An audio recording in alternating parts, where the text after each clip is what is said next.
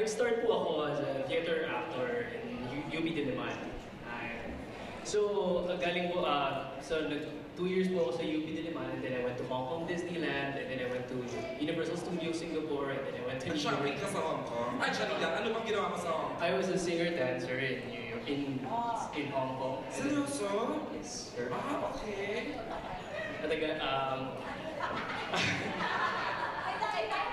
At naging singer din po ako sa Universal Studios. Nag-aral naman po ako ng musical theater sa New York. Wow, impressive. Tapos bumalik po ako dito kasi po gusto ko po maging film actor, TV actor. Ano year yung nag-start ka na mag-showbiz? Kailan na po yung mga 2014. 2 years ago lang. So nung nag-decide na po ako na gusto ko na pong maging artist sa Pilipinas. And gusto ko pong maging working actor talaga as TV, film, and theater. Anong mga nagawa mo ng film and... Usually po nasa indie ako. Kailan lang po ang Esprit de Corps, yung Cinema One Originals 2014. As a janitor po ako. At noong 2008, Cinemalaya J, estudyante pa po. Kailan lang po nasa Cine Filipino ako, sakaling hindi makarating. Wow!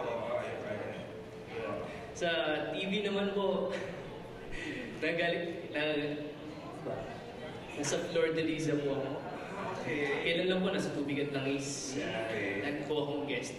At kung hindi niyo po nalalaman, lagi po ako nang-aaway ng kapida. Yun pa lang po. And then theater, kung alam po yung...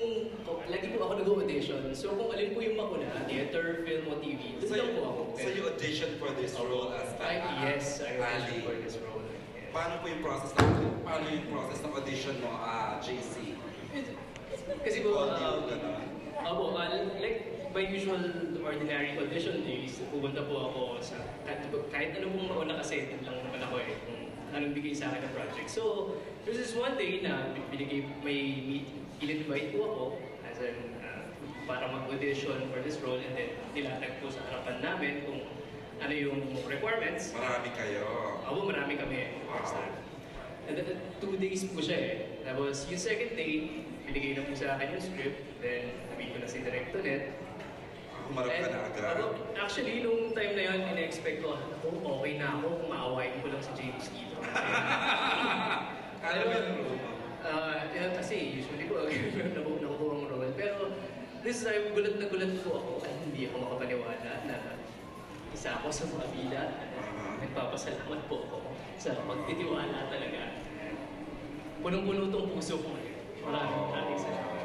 Thank you, JC. Welcome to Dreamscape. Okay, Alex.